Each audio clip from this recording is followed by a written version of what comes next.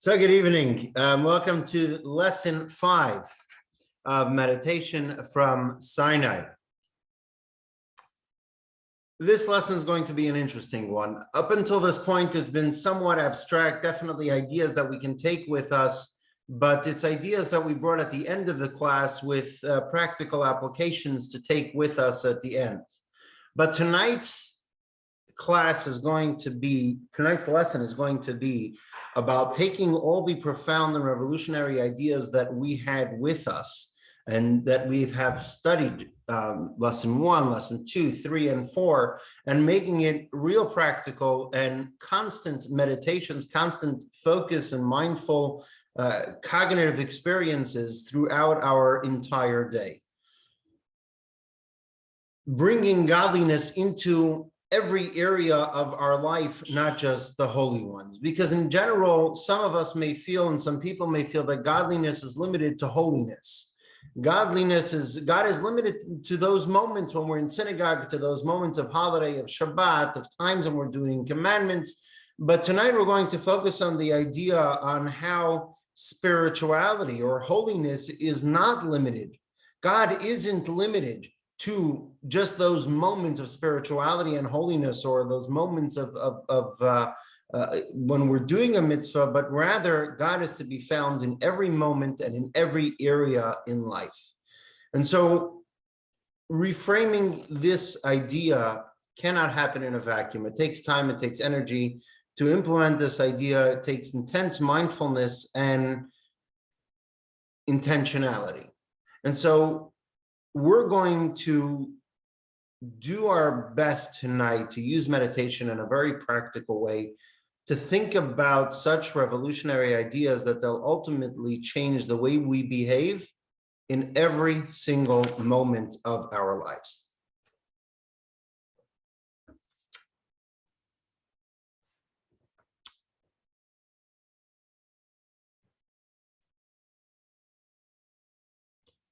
If we take this image, or perhaps let's use slightly different imagery.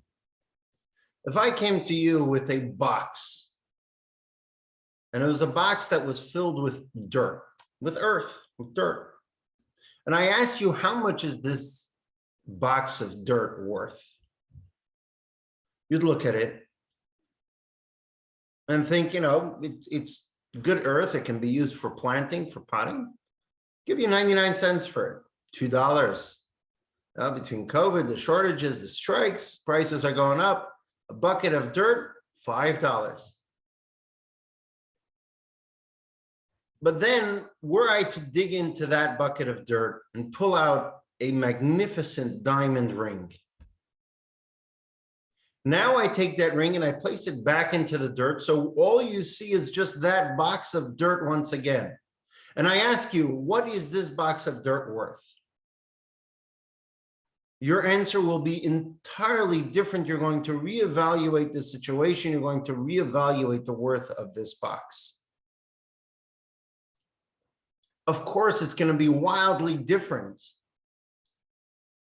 than your initial assumption of it being just a box of dirt worth $5 to now being a box that has within it dirt, but within the dirt is this valuable gold or diamond ring, which is worth a couple of $1,000s.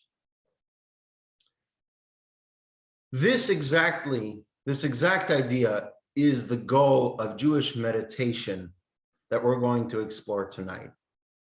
It's about seeing everything, what others may perceive as just a box of dirt, what others may perceive as just something which is entirely mundane, meaningless. It's a worthless pile of dirt, and to expose how in reality it's a shining diamond right there just beneath the surface. Meditation is seeing beneath the surface.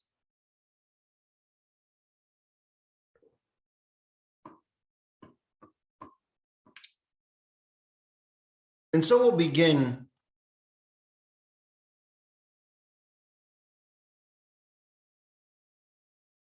with an interesting verse that will give us an insight into this big idea, the big idea of seeing beneath the surface in every moment of our days, to tap into the divine spiritual energy that flows beneath every single aspect.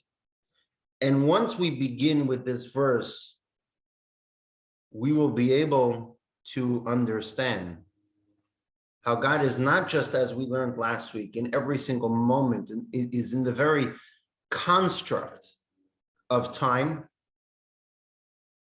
but that even more than that, God is in everything in the world. There is a divine energy, a godly energy in every single thing in this world.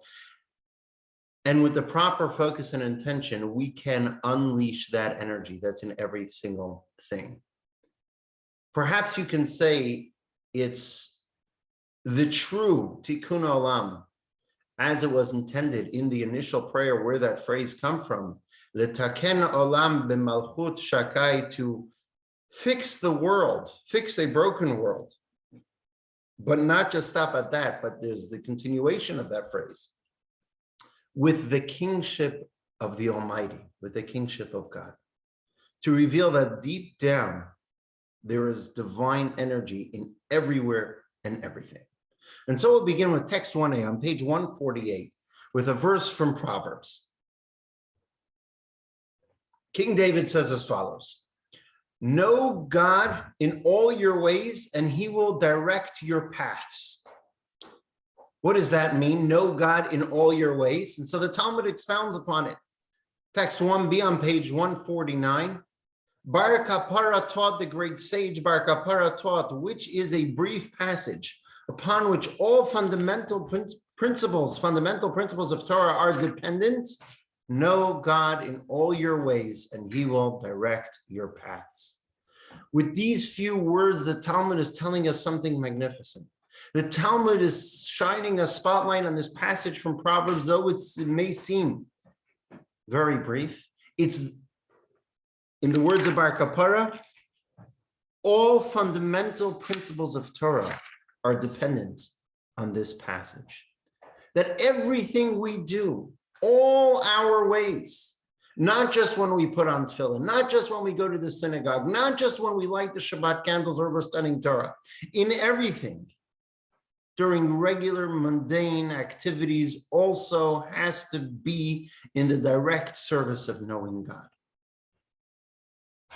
How can we accomplish that? How can we accomplish that? Everything, even our most mundane actions, are done with knowing God. And what does that even mean? The answer is, it lies with intentionality, with focus, with purpose. And once we do things with the intention of doing it in the service of God, then it will frame these actions to be in God's service. And Maimonides spells this out quite clearly in text 2 on page 150. Betsy, can you please read for us text 2 on page 150?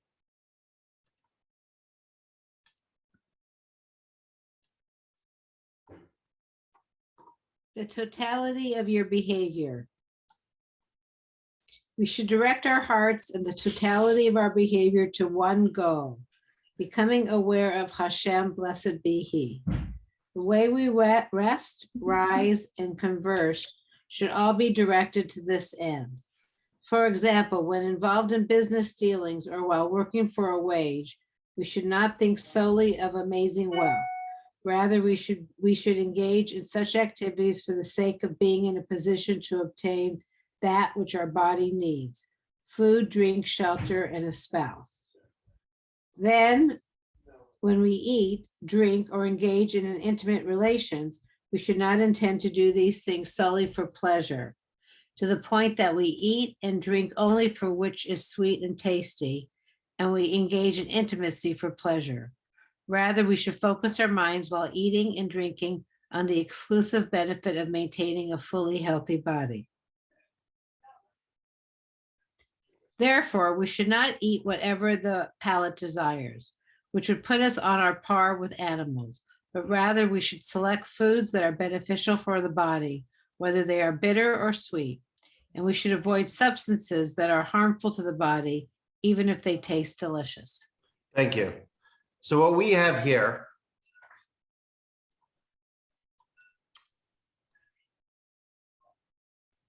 is that Maimonides is telling us that pretty much anything that one does should be done in a manner that is channeled toward your godly devotion. The only way to put Maimonides' formula into action is to think about it, maintain that train of thought regularly, often, and as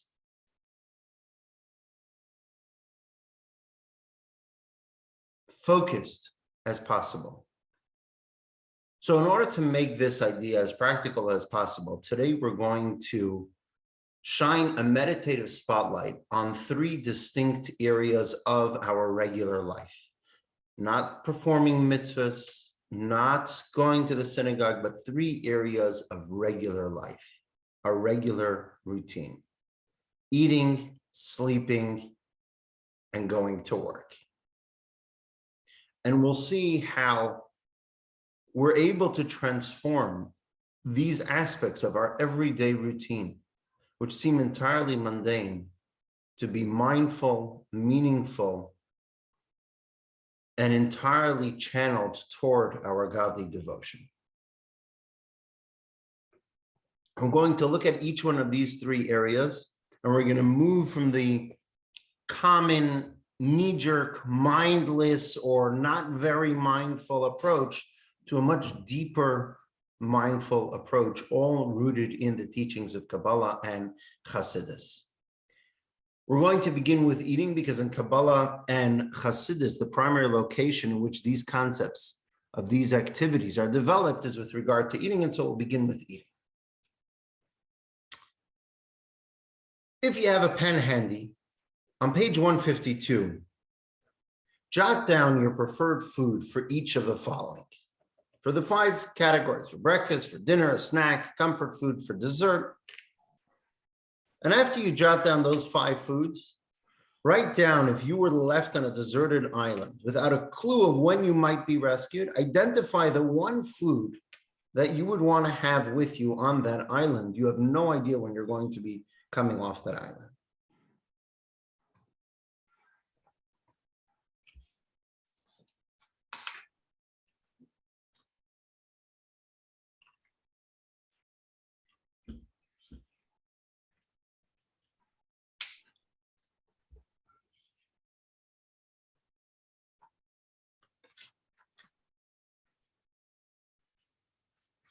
Now, chances are, if you go through those 5 items and then you look at that bottom line, you're going to notice that the final line is not going to match any of the lines on the 5 lines before it. Some of you it may have, but in many cases it wouldn't.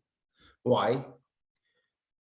Because much of the food that we eat isn't survival food. For whatever reasons, but by and large, we can boil it down to indulgence. At the back of our minds, we all know that deep down we need food to survive. But that's not usually why we dig into a piece of cake, we eat some ice cream, we have a beer, we have a l'chaim, whatever it may be. That's not the reason why we're doing it, because we have to survive.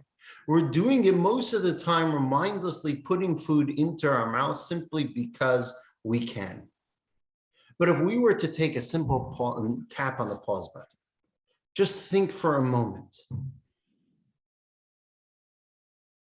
what we're doing. It won't be too hard to recognize what we intuitively know already, that we're eating to keep ourselves alive, to keep ourselves healthy. This is the most basic level of mindful eating, and it's very, very doable. With enough practice, and we do it with enough intentionality, enough focus, enough thought, it can have a real impact, driving a person to make much better choices when it comes to eating. But being mindful is not just about eating healthy. Being mindful can create that eating, mindful eating, will change that eating is not just healthy, but it becomes something connected to our devotion to God.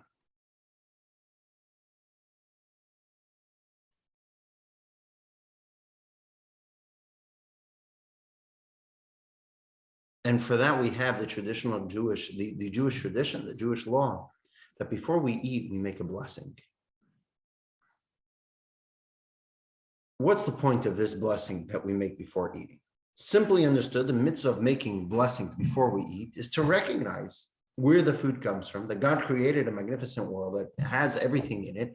And so it's a kind of an exercise for gratitude.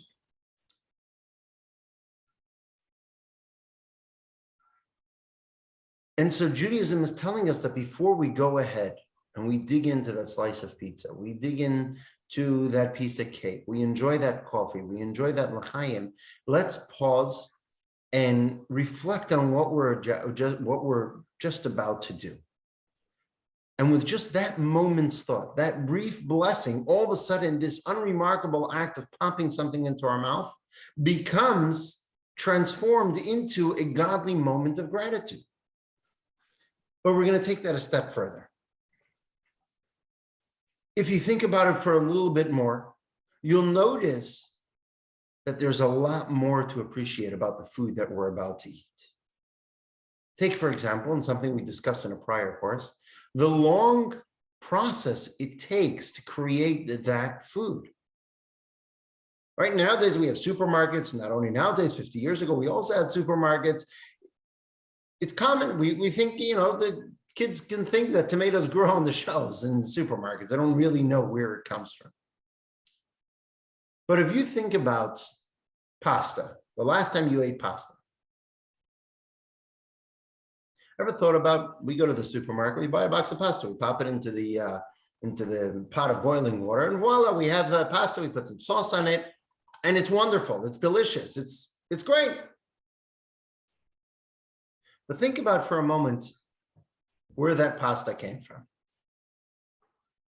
There was a farmer in the middle of America who tended to the type of wheat that's used for the pasta for months.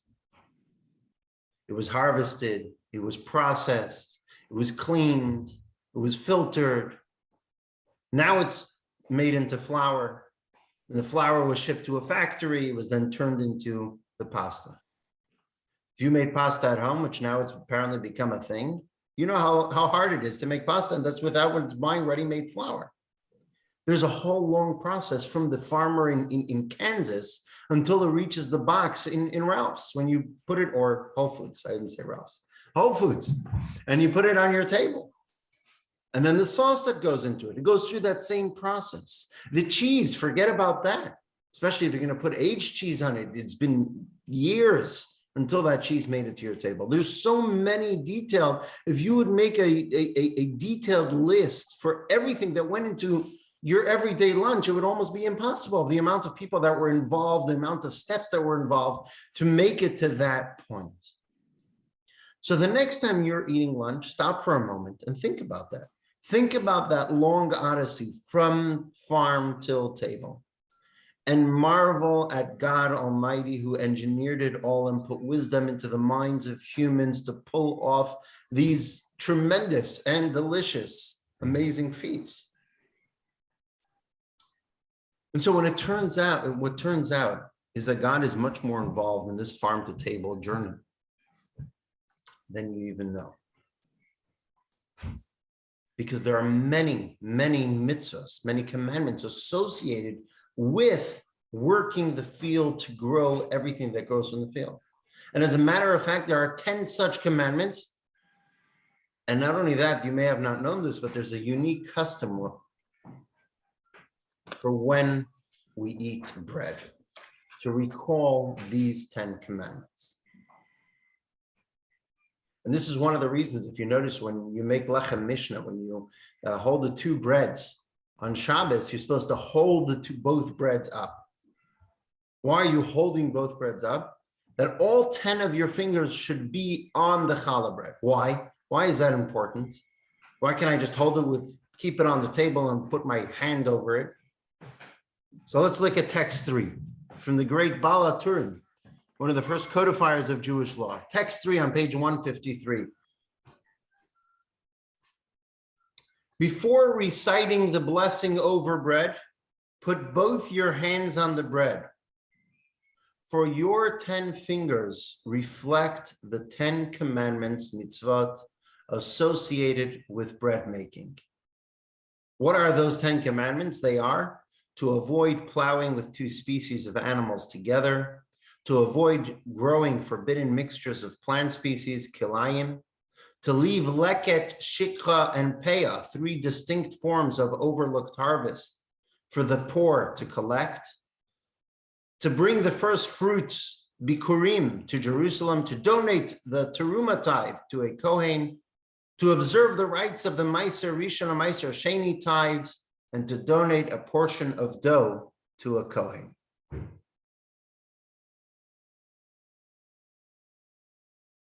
Eating is not just that mindless action of taking something and popping it into our mouth. Eating is profound, deep.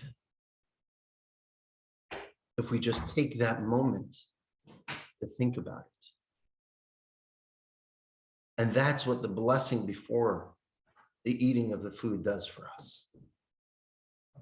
But there's something far deeper to this blessing that's recited while we eat, and the long chain of production to get your food to the table.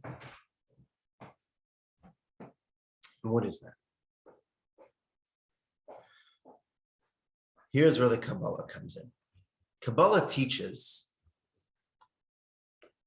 that everything that we have in this world is imbued with divine energy, including that apple that you're about to eat, or that box of Pringles, or that tea, whatever it is. It has a unique divine energy within it. What's more, Kabbalah explains that the spiritual energy inside that apple,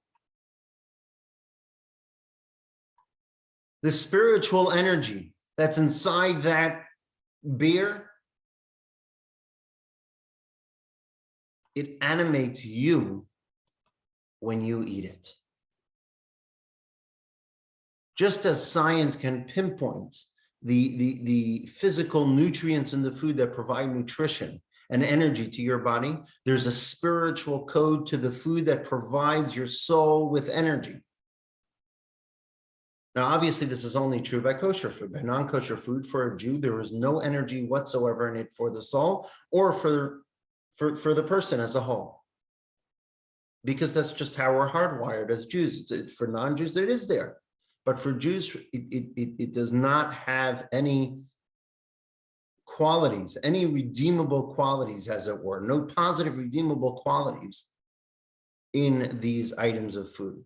And so the only association that a Jew can have with non-kosher food is by abstinence, by not eating it.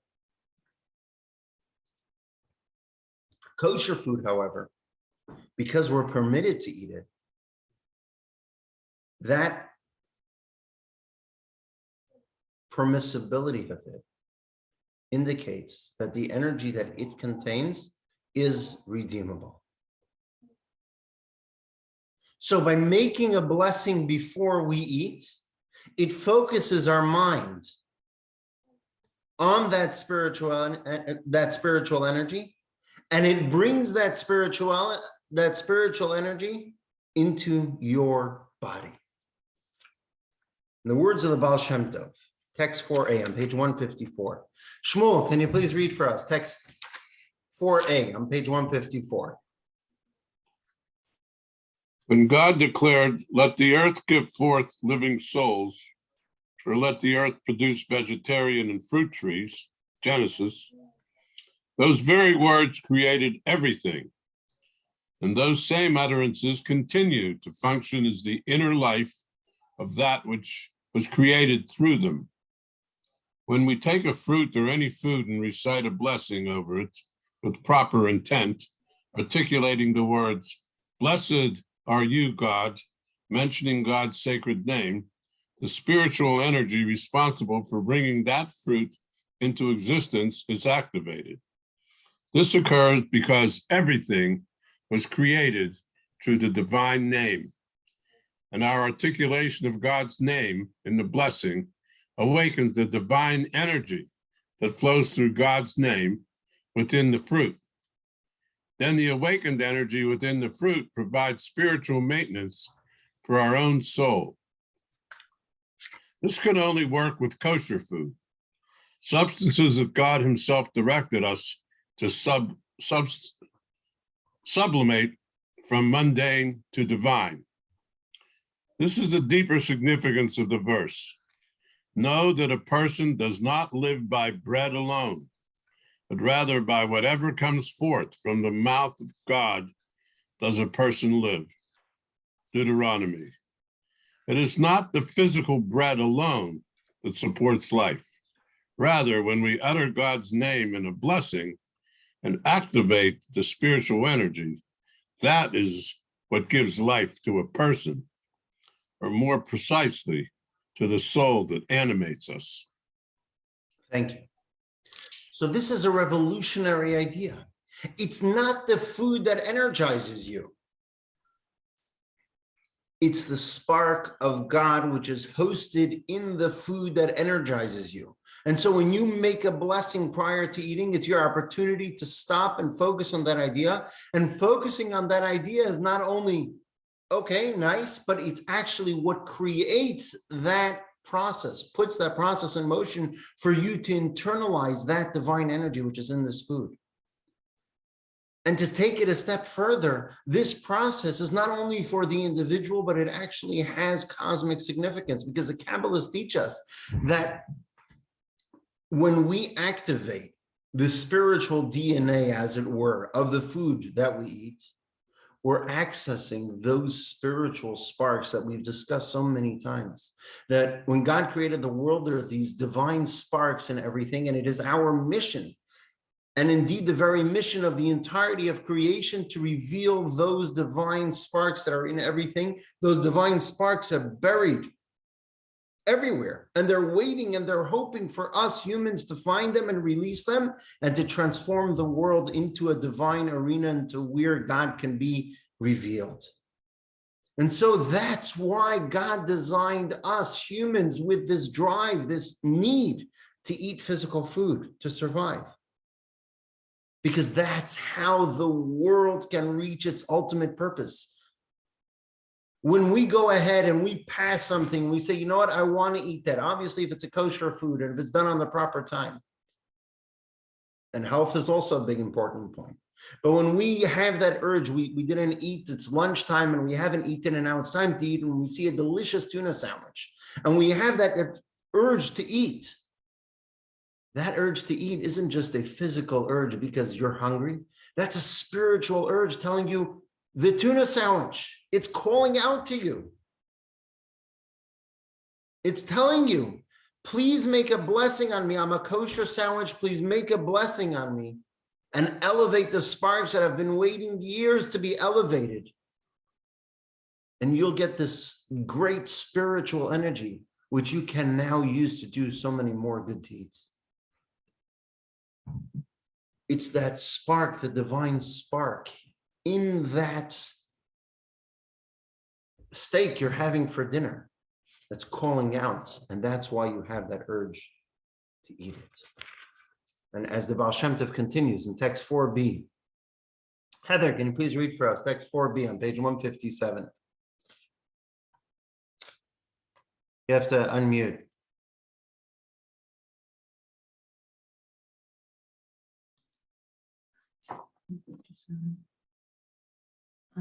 An analogy: a king once lost a precious gem and wished his beloved son to have the great honor of being the one to successfully locate the gem. In truth, the gem was not lost. The king knew where it had been concealed, but engineered the ploy to give his beloved son the opportunity of earning it. The king also wanted the distant pleasure of witnessing his son's hard-earned success. The king went so far as to drop his son a hint as to where the stone could be found. The analog is clear. The entire purpose for which Hashem created this world is to enable us to retrieve the divine sparks that are lost within materiality. For we are empowered to sublimate all kosher and permissible food items. On this theme, the Baal Shem Tov revealed a fascinating mystical truth embedded in the verse.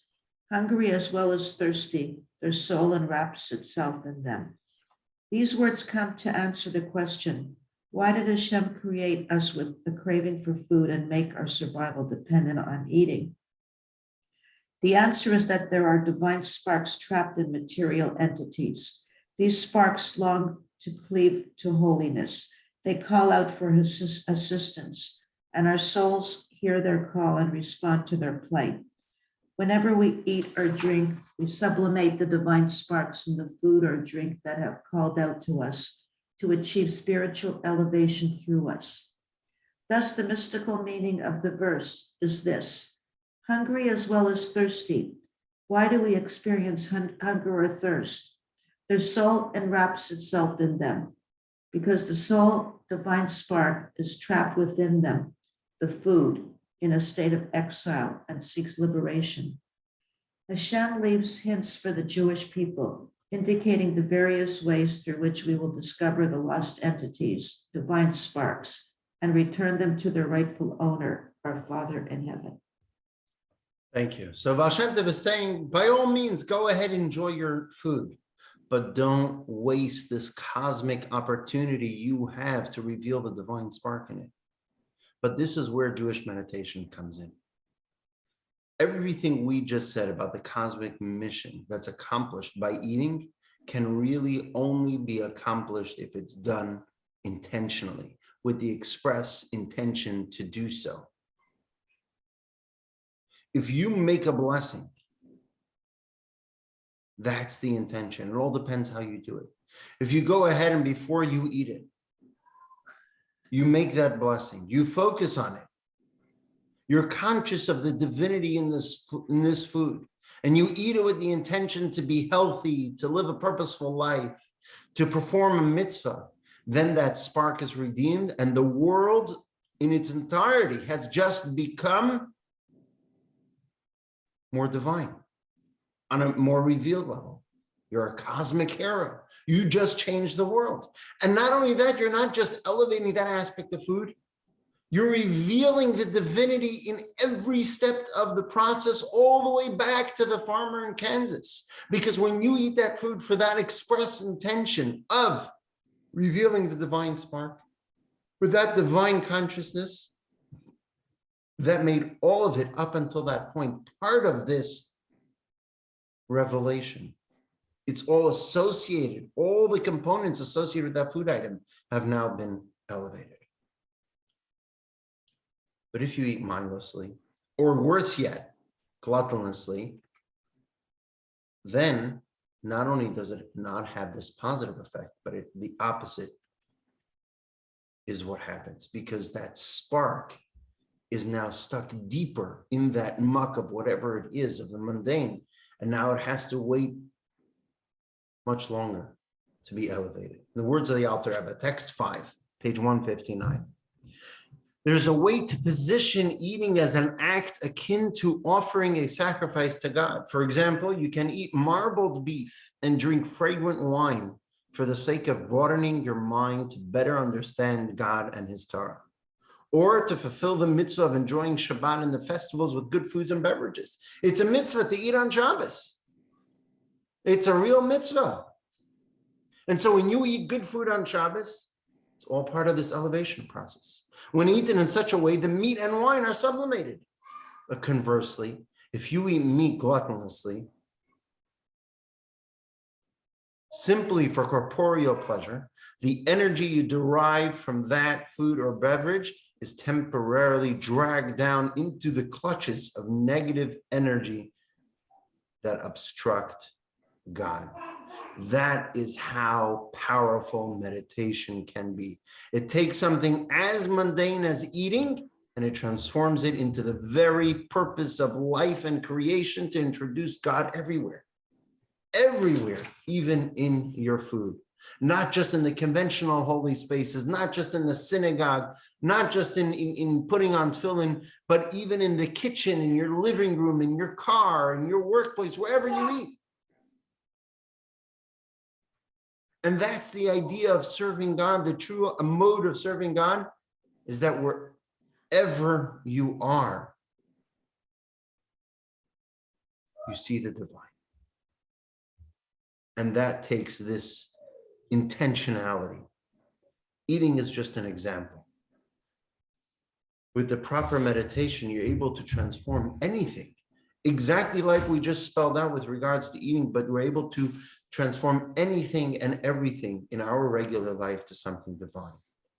And so it really what we're saying here is that meditation is the tool that a Jew uses to realize the purpose of creation, to carry out the purpose of creation, to find God everywhere. This meditation is something that we do many times throughout the day, every time we make a blessing. It's that moment for mindfulness, for intentionality. What are we about to do here? Which brings us to the second step, and that is sleep. Of course, it reminds me of a great story. So the rabbi's giving his lesson and his sermon, and he sees in the fourth row, there's Yankel. Yankel's sleeping, and he's starting to snore, and it's annoying the rabbi. It's annoying the people around him. And so he turns to his assistant and he says, go nudge him awake. And so the assistant says, Rabbi, you put him to sleep. You got to wake him up. So I hope I'm not putting anyone to sleep here. And if I am, now we're going to be able to meditate about sleeping. Rabbi? Yeah. Question Yes. about the eating. What about the blessing after eating? Are you tying that into, or that's always something that I find that it's harder to remember to do, but I've read, I think I did it. It's equally, if not more important. It's easy to walk away from it after you've enjoyed yourself than to say the blessing. Am I right or wrong? That's a good question. So you're definitely right. I mean, we're all wrong at some points, as they say, the famous question, if I think I've repeated it here one time too many, but if a tree falls in the forest and no one's there to hear, does it make noise? If a husband says something, his wife's not around, is he still wrong? So we're always wrong at some point, but no, in this case, you're right.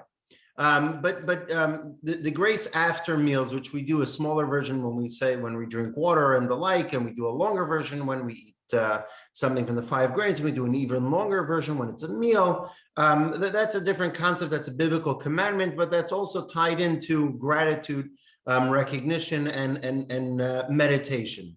But what we're focusing on here is specifically the blessing prior to eating. When we give something to a child, when we give something, you expect that the person says thank you before they go ahead and start using it, not after the kid rides their new bike and then they remember and come after the first bike ride and they come back and they say thank you. They should say thank you then as well, but as soon as you give them the gift, before they even enjoy it, you expect a thank you. And really that's the proper way of doing it. So that's what we're focusing on here. This blessing prior to eating is that opportunity at every moment to have mindfulness. And to stop for a moment and think about it, what we're doing, not just the gratitude aspect of it, but taking it that step further of the change that we have in ourselves, the divine energy we internalize, and in turn, the cosmic effect that it's having. Thank you. So now that I got your attention, we move on to sleep. So tonight we're going to sleep entirely different. Why are we not going to sleep entirely different? Most sleep meditations are designed to help you sleep. right? Day has been a troubling day. We're thinking about too much. We're obviously we're not talking about medical conditions that make sure you see a doctor. But you know, those, you know, when Bluma comes to kvetch to me that she can't sleep, I say count sheep. That's a meditation, right? That's a type of meditation. I've counted my fair share of sheep. Trust me, share, but pun intended. I've shorn the sheep. I've done lots of stuff. Subtracting is good too. Sorry? Subtracting is really good. Subtracting, yes. That will do it. I'll try that next time. Work. Go from 100 down, right? 99 bottles of beer on the wall. What we're going to focus on tonight is not meditation to help us think about fewer things, but on the contrary, our goal is to help you wake up, to make sure the sleep is meaningful, that when we wake up, the sleep is a real sleep, that we're truly re-energized, that we're truly able to prioritize and to wake up a different person. Which brings to mind a Hasidic saying. It says in the Code of Jewish Law, well, one of the first laws in the Code of Jewish Law is that when we wake up, we should arise like a lion, fierce, roaring, ready to take on the world. So Reb Mendel Futterfass, who I've quoted many, many times, a great Hasidic Jew, always had a smile and a big white beard, who spent, I think it was 12 years in the Russian Gulag in the 60s and the 50s and 60s, and found a silver lining in every experience in the Gulag. And so he once said that waking up like a lion, what the Code of Jewish Law is telling us, that when we go to sleep, we have to go to sleep like a lion. He says, because if you go to sleep like a dog, how do you expect to wake up like a lion? If a dog goes to sleep, it's going to be a dog that wakes up. If a lion goes to sleep, then the lion's going to be the one that wakes up. So what does it mean to go to sleep like a lion? What does it mean to sleep like a Jew? What does it mean to meditate when we sleep? Imagine someone gives you this magical pill and says, if you swallow this pill, you'll never have to sleep. You'll be able to function 100% endlessly. Would you take this pill? Some of us may say, yes, of course. I only sleep because I have to sleep. But if I didn't have to sleep and I'd be recharged all the time, I'd feel fresh all the time, I'd feel ready to take on the world all the time, I won't sleep. Other people will tell you, I like my sleep. I just enjoy it. I enjoy the bed. I enjoy the pillows. I enjoy, you know, whatever it is, I enjoy it. You know, the cold air. They say the story of this husband and wife. Of course, stories are great. The story of husband and wife, I didn't know this couple. He was always complaining that the room is too hot. And she was always complaining that the room is too cold. And so one night he opens the window, she closes the window. He opens the window, she closes the window. He opens the window, she closes the window. Finally, he's in bed. He doesn't want to get out of bed. He takes the shoe, he throws it. It's pitch black in the room. They hear the glass shatters. And he says, now we have fresh air all night. And he sleeps like a baby. They wake up the next morning and the mirror is shattered.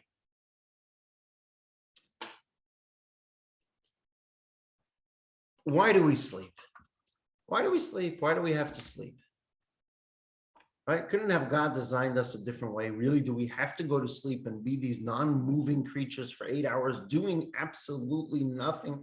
Couldn't have God made us a little bit more efficiently? Right? We always complain with our phones, cell phones. Can't they figure out how to make it charge faster, how to make it charge better? Why do we need a charge for so long? Why do we need a charge at all? So the simplest reason, the most straightforward reason why we need to sleep is to give us that fresh start. Because if life was this one long continuum, there was no beginning of a day, no end of a day, we had this endless energy that always went on, we would tire out mentally from the ongoing drone of life. We'd get easily stuck in a rut. And it would be impossible to escape negative moods. When we go to sleep, it makes every day a fresh start. You have an issue, it's been a tough day at work, it's been a tough day, whatever it is, go to sleep. What would your mother always tell you? You had a bad day, sleep on it. It's going to be a little bumpy. So I used to tell my mother, it's bumpy. Can't sleep when it's bumpy. No, you had a bad day, sleep on it. What happens? You wake up in the morning, it's a fresh start. And she was right when your mother told you that, sleep on it, or your boss, whoever used to tell it to you. Why? And we have it in Judaism as well. What's the first prayer we say? Every Jew, when we first wake up, we say the Modeh prayer. What's the Modeh prayer? We thank God, we praise God for giving us this fresh start. We're acknowledging that we're a new person, the new you.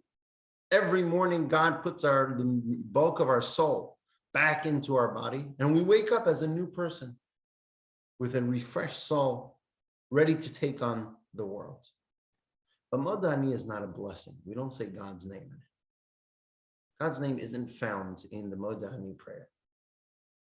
Right after the Modeh, after we wash our hands ritually, in the prayer book, following the Modeh, there's a blessing. And in the blessing, we express our gratitude to God for his wisdom in creating us anew each day. Take a look at text 7. Page 163. It's customary to recite the blessing of Asher Yatzar each morning, because at the start of each day, we are like freshly created beings. It is therefore appropriate to praise God daily for having created humans with his wisdom. It's a natural and the default phenomenon of sleep. It's natural.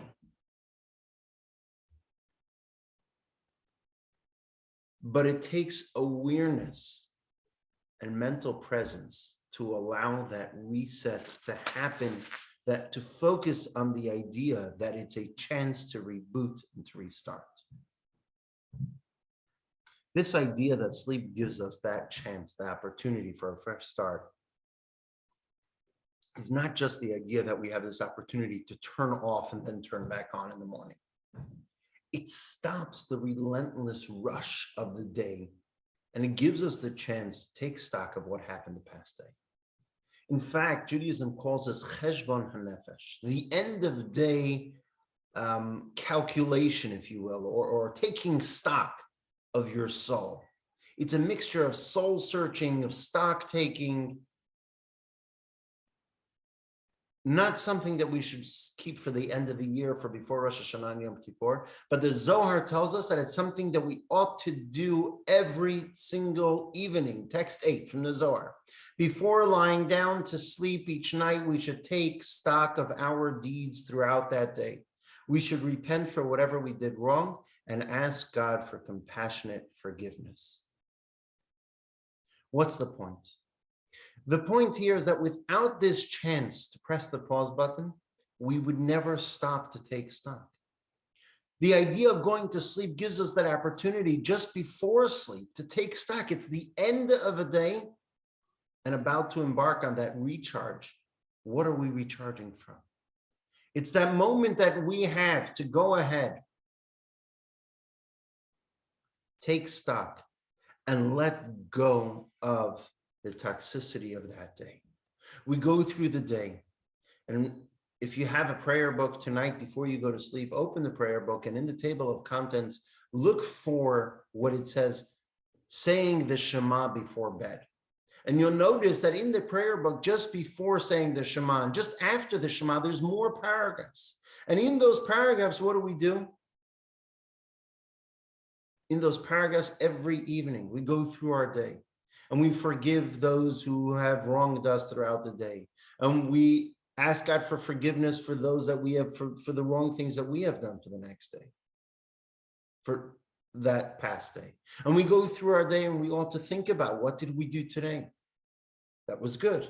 And what did we do today that can be polished up by tomorrow? And then we go to sleep, which gives us the opportunity that now when we wake up in the morning, we have a mission. Now, when we wake up in the morning, we're in this context of being a better person, utilizing that sleep with intentionality to be a better person this coming day. If we had one long, unending day, we wouldn't have that opportunity.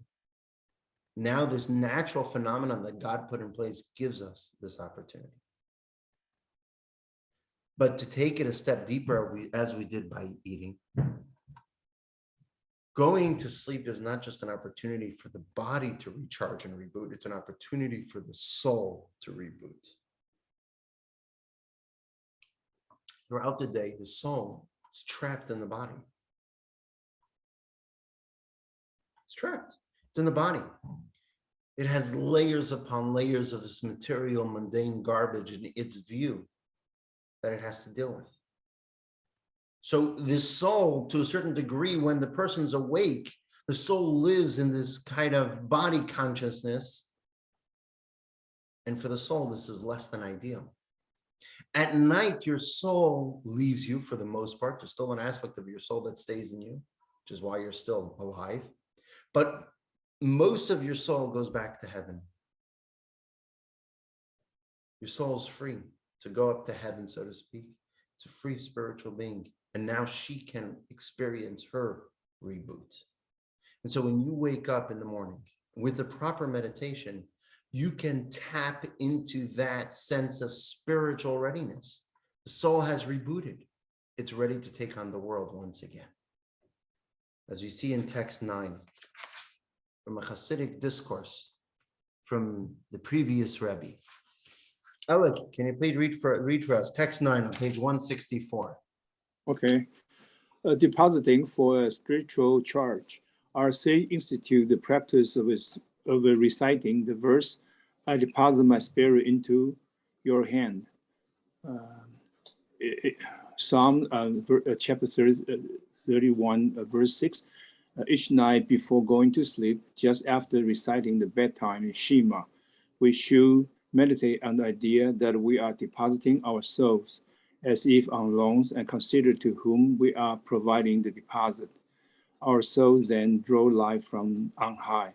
That is spiritual life. Thank you. So this is this deeper spiritual meaning of why we say the Shema and all the accompanying prayers along with it every single night. How do we conclude the entire Shema prayer service before we go to bed? With a verse from Psalms, I deposit my spirit into your hands.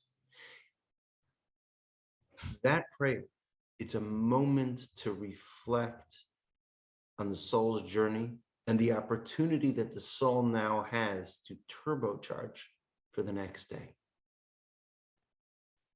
This idea, obviously it happens on its own to a certain degree, but we can tap into it on a very tangible level and appreciate that spiritual readiness if we do it with intentionality. If we focus on it, if we take those few minutes before we go to bed, we think about our day, we take stock about our day, specifically as it relates to the Jewish aspects of our day, but collectively to everything.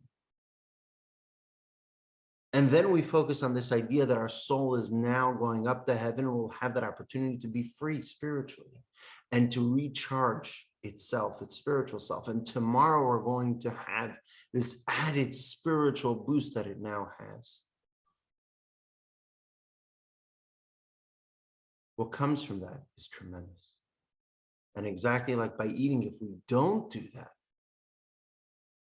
then if we mindlessly plop into bed, or if we just indulge in it, even worse, we indulge in it for the pleasure of sleep, then it has the opposite effect, where we squander that opportunity. And so with proper meditation, we take something which is as simple and as mundane as sleep, and we transform it into something which is a divine act, and it's part of your broader mission on earth, which is to reveal God in everything. It's how we think about it, and it's about taking the time to be conscious of that thought process.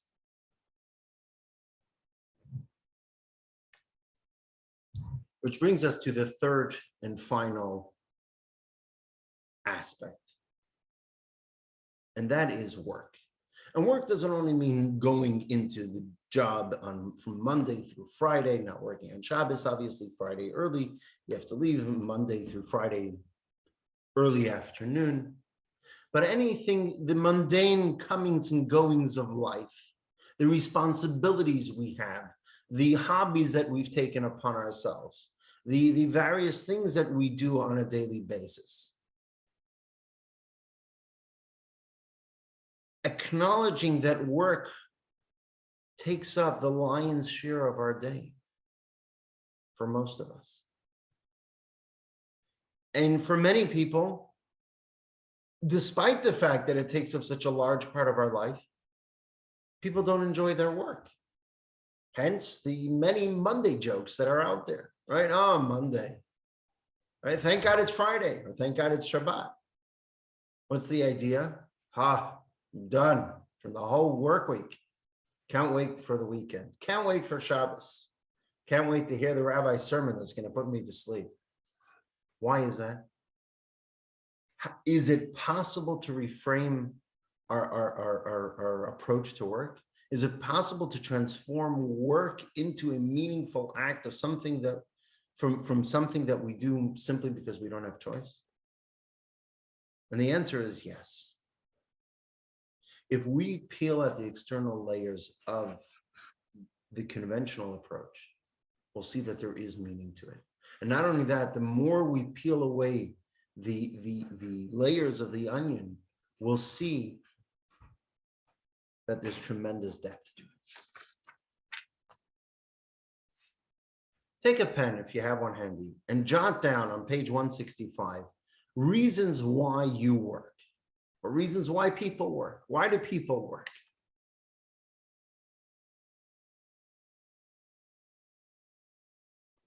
Or you can post it in the chat box if you're feeling brave today.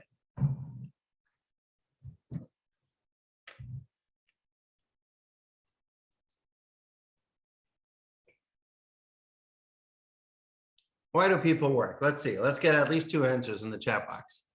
Who wants to volunteer to put an answer or 2 in the chat box?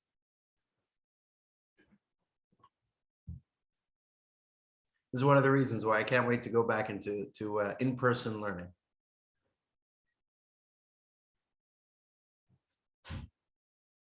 There we go. Money, to make money. That's why people work. Very good. It's the most common answer. To stay busy. Do you work in mental health by any chance? To stay busy, to money. Thank you. All right. I'm sure many of us came up with those ideas as well. But why do people want to make money? So money is only a surface answer. Why do people want to make money? Why do people want to stay busy?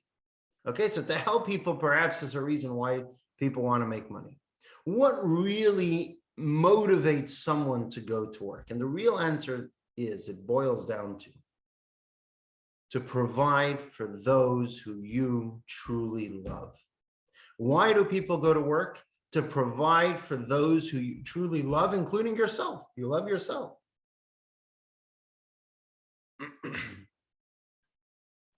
And for many people who have a family, it's a true labor of love, even if they don't really enjoy what they're doing, but they enjoy the outcome of it. It's not them making money, it's not becoming rich, it's not having money in the bank account. Rather, it's having to provide for your family, for yourself, for your spouse, for whatever it may be. It's not a sophisticated idea. We know it intuitively, we know it deep down. And if we take 2 minutes and we think about it, we know that it's so. But the reality is most of us fail to do so. When we go through the ups and downs of life, when we go through the various steps of life, we do get drained from these aspects of work. And if we were to just stop for a moment on one of those days, on Monday, on Tuesday, and say, you know what, why am I feeling so overwhelmed from the work? Look what I had the opportunity to do to provide for the people that I love. It gives us a whole new energy. And so this small, simplistic, straightforward meditation already gives us that first answer. Is it possible to change work from something annoying to something meaningful? 100%. Just take a few moments before getting to work, before setting out to work, and think about how you're literally engaging in an act of love, a purposeful, meaningful act to provide for yourself and for those that you love. But as we saw with eating and sleeping, there's more to the story. Work isn't just a means to an end to bring food to the table. It has inherent value. You're blessed if you love your work. Okay, that's true. Right? How does the saying go? If you love what you do, then you haven't worked a day in your life.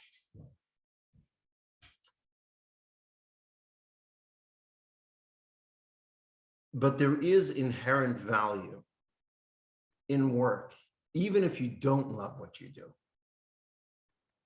Just in the work in and of itself, not in the outcome, not as a means to an end, but an end in itself. So take, for example, someone who won the lottery. They won a tremendous lottery. If you were to win the lottery, say you won, for some people, $5 million is not enough. So say you won that big lottery, when was it? A couple of years back, there was a big lottery of $1.6 billion. I think the winners got away with like 100 million. But the official number was $1.6 billion. And then America took 90% of the taxes. And then it was done. They say the story where child writes a letter and he writes, "Dear God, can you please send me $100? And he takes it and he puts it in an envelope and he sticks the envelope into the mailbox and he addresses it. What does he know from God? He's an American kid. He addressed it as 1600 Pennsylvania Avenue, the White House. Dear God, the White House is the most important building in America. God, can you send me?" The president gets this letter. There's no stamp on it. There's no nothing on it, but he sees it's a cute kid's handwriting and has a return address. He opens his wallet, takes out $1, puts it in the return envelope and sends it back to the kid. The kid gets the envelope, he opens it up, and he sees that there's only $1. So he sits down, he starts writing another letter. And he writes, "Dear God, I see the return stamp came from Washington, D.C. So obviously you put $100 in the envelope, but the U.S. government took the taxes on the way, and all I got was $1. So please, next time when you send it to me, can you send it a different way?" So imagine you won the lottery of 1.6 billion. Would you go to work again? So I see most of us are nodding our heads yes. Why? For many people, the answer is no. For many people, at least here, the answer is yes. Why the yes or the no? The yes is simple. The no is simple. I have the money. Why should I go to work? But the yes is also simple. Because what are you going to do? You're just going to sit and do nothing forever? At some point, people are going to come up and say, I have to do something. I must do something. But why? Why can't we just sit and relax our entire life? Why can't we just sit on the beach and enjoy the sunrise and sunset and sunrise and sunset? Why do we need to constantly be doing something? Right. One of the first things, I think there was a study and we discussed it here. I forget which course it was, but we discussed the study that people who retire, I think it's a big percentage, it's like 60% of people who retire, after the first year, they go back into the workforce. Why? Because we have this human urge to go ahead and work, to go ahead and do something, to be occupied with something on a regular basis, even if we don't need the money, we want to go to work. What does Judaism have to say about this?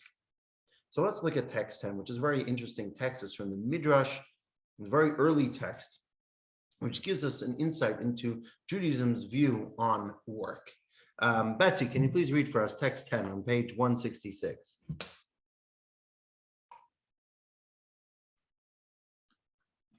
You have to unmute. I know, text 10. Okay. Hashem loves work. Work is precious. All the prophets made a point of performing labor. Jacob requested, "Let me go back to tending and guarding your sheep." Moses described as a shepherd.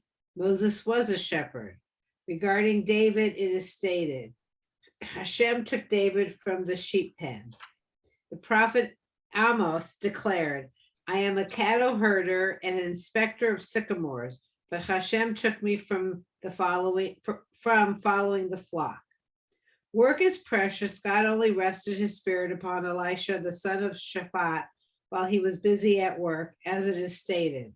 Elijah went from there and found Elisha, the son of Shaphat, as he was plowing. What did Elijah tell him? Go back to work. What did I do to you? Meaning, I did not intend to interrupt your work. Thank you. So from the very beginning of the Jewish story, having a strong work ethic was encouraged and was valued.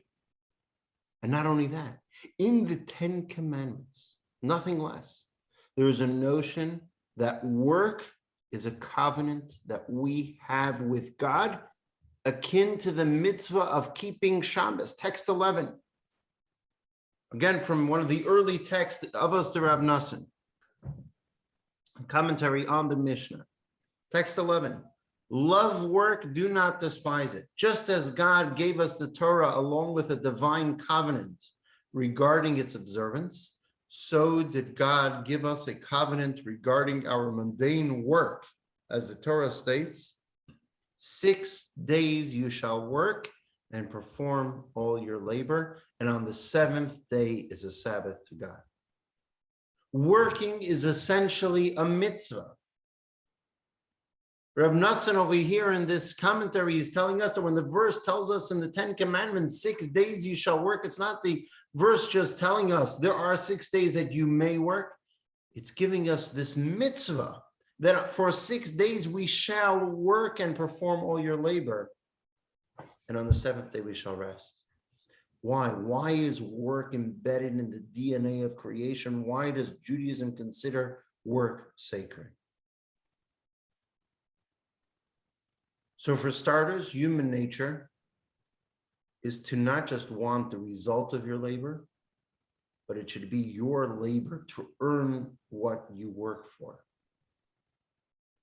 And it's common for people to forego greater earnings, a greater return that they would get unearned, and choose a smaller return as long as they know that they worked for it. As a famous Talmudic statement, which is quoted extensively throughout Jewish literature, text 12, a person prefers a single measure of their own labor rather than a gift of 9 measures of someone else's labor. It is dearer to the person because they have worked hard for it, says Rashi. So why do people work even after they win the lottery? Because it satisfies this basic human need to earn your own success. But on a mystical level, it's deeper than that. On a mystical level,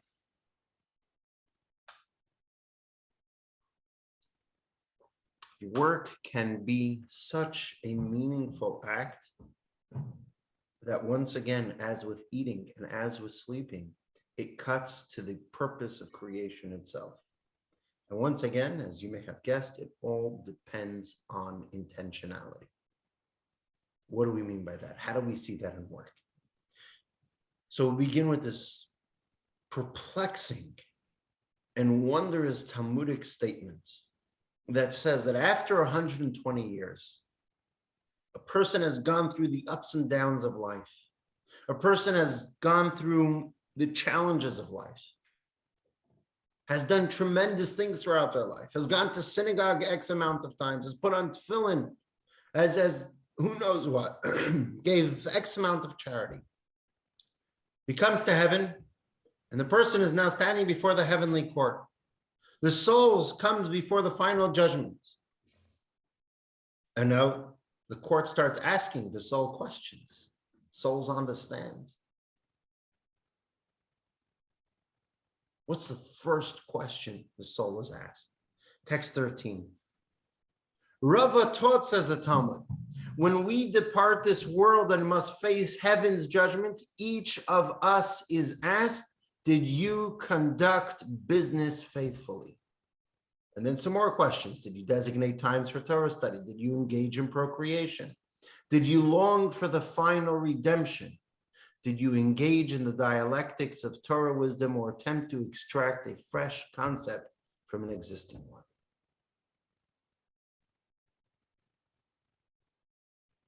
Six questions were asked in the heavenly court. But the first one is not the one about Torah.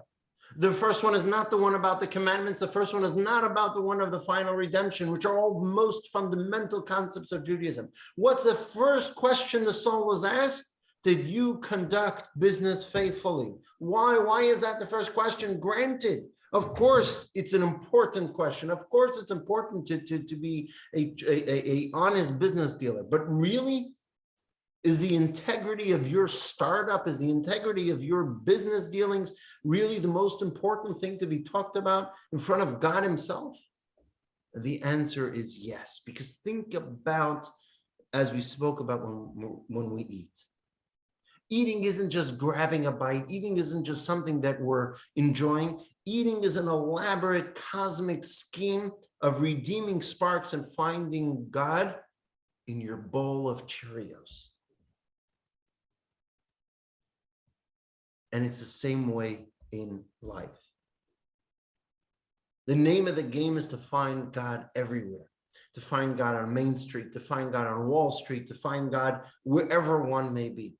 It's about digging the value out of the lowest places, wherever it may be, to find those sparks. It's about finding meaning and exposing the secret power of the world around us, wherever it may be.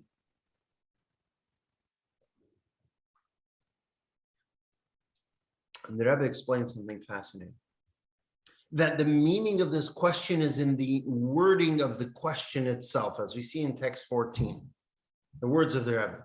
The way the Talmud phrases heaven's inquiry, did you conduct business faithfully, allows for an alternative understanding. Not only does it include an inquiry regarding our honesty and integrity faithfully, but also about our spiritual approach.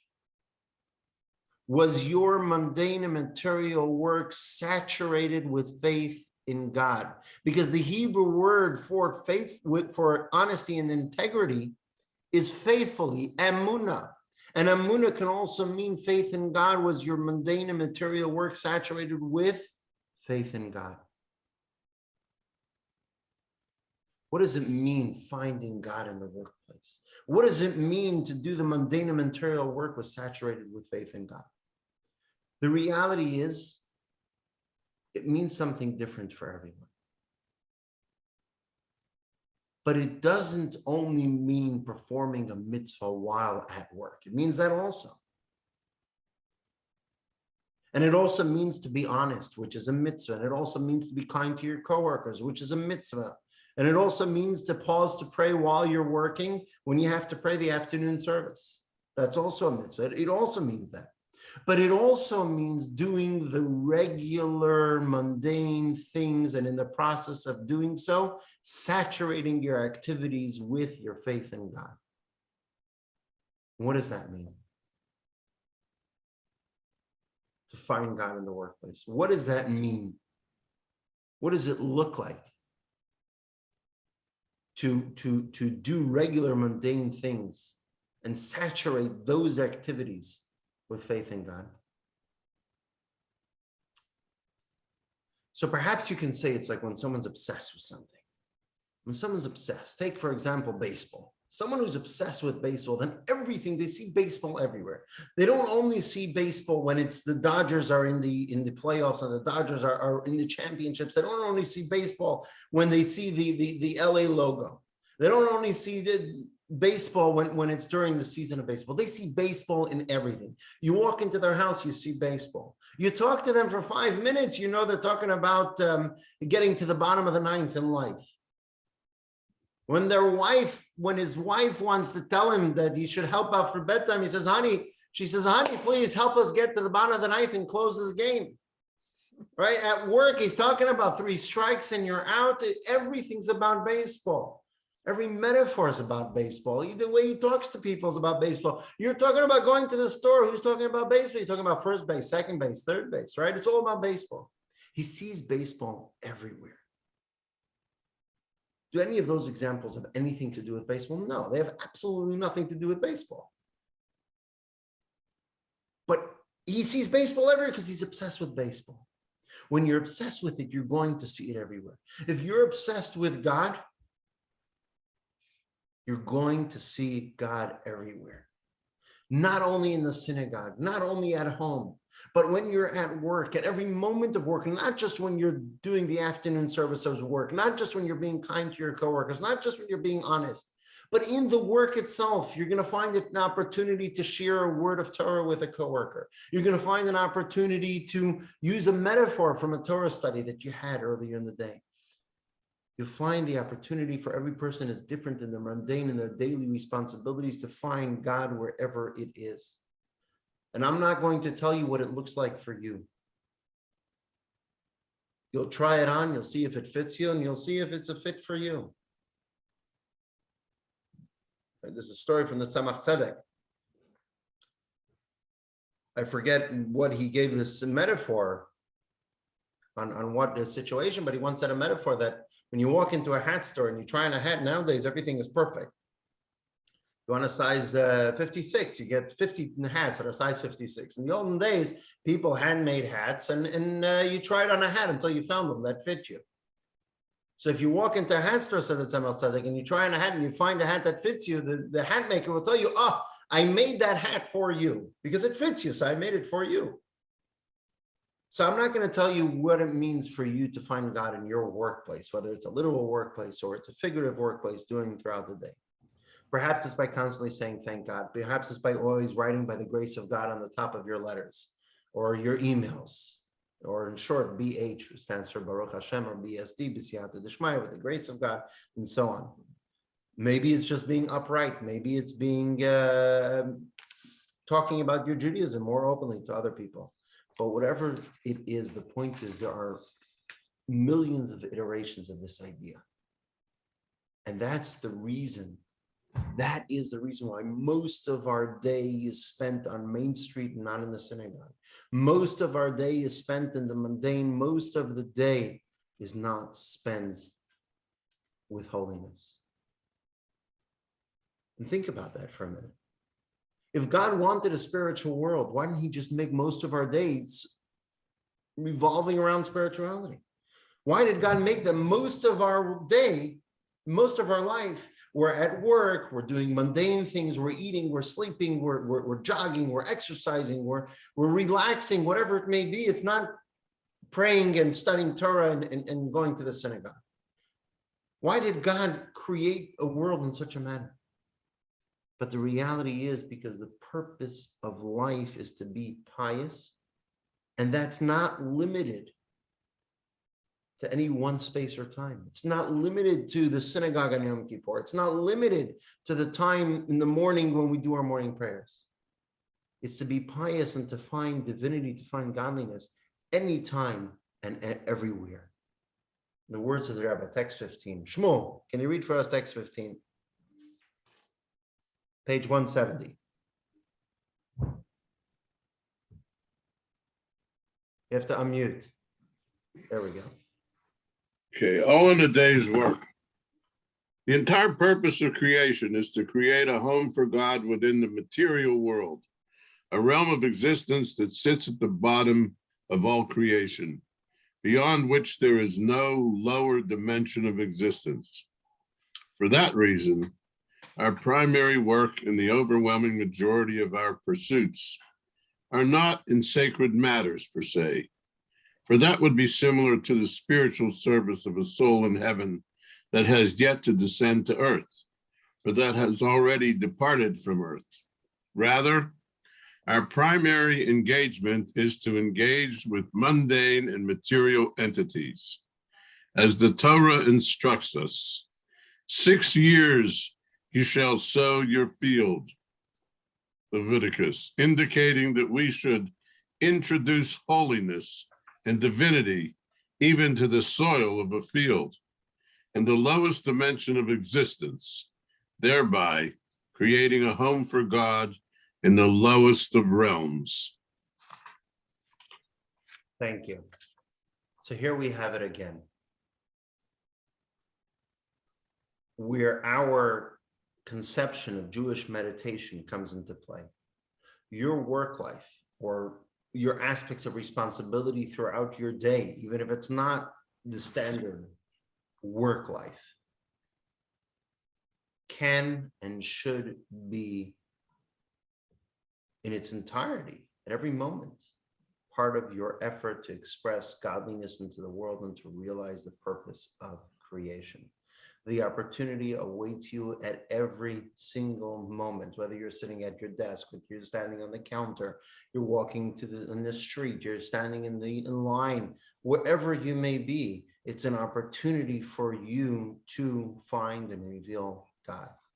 But it's up to you, and it's only going to happen with the express intention to do so, because if you mindlessly work or you mindlessly do anything, then it actually has the opposite effect. And so once again, when it comes to work, meditation is the game changer. And so what we have today is these three ideas to make meditation practical throughout our daily life.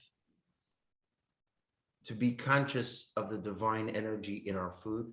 And we do that by making that blessing before we eat, recognizing where the food comes from, and recognizing, as Kabbalah teaches us, what food does when we eat it. It doesn't just give us the nutrients, but it gives us the divine energy of it, thereby making a change in the cosmic sense.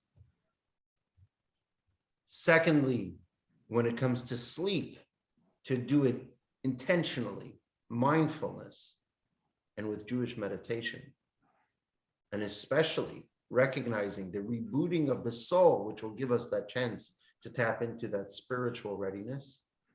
And thirdly, to find God in mundane work. In whatever aspect that may be it actual day-to-day work, 9-to-5 jobs, or any aspect of life.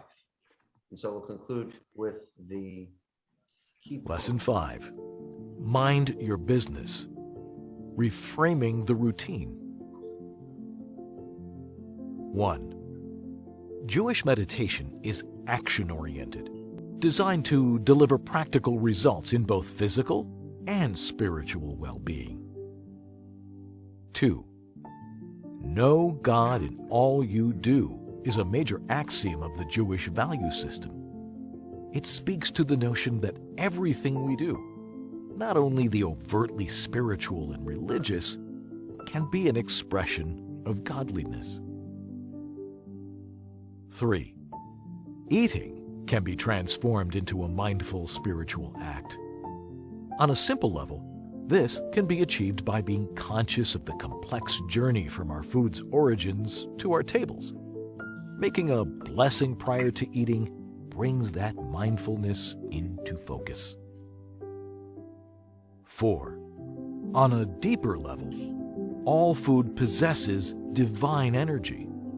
Being conscious of that and eating only for positive purposes allows us to release that divine energy from the food and transform a mundane act into a divine experience. This too is brought into focus while reciting the blessing prior to eating. 5. Sleep is an opportunity to reboot and refresh. We can imbue it with profound significance if we take stock in the expiring day, resolve to perform better tomorrow, and use our nocturnal rejuvenation to break free of past toxicity. 6. Work is not simply a means to an end. Humans choose to work, even when they do not require the money. Rather, work satisfies a basic human need to earn our own success. With proper meditation, we can find God in the mundanity of our daily work routines.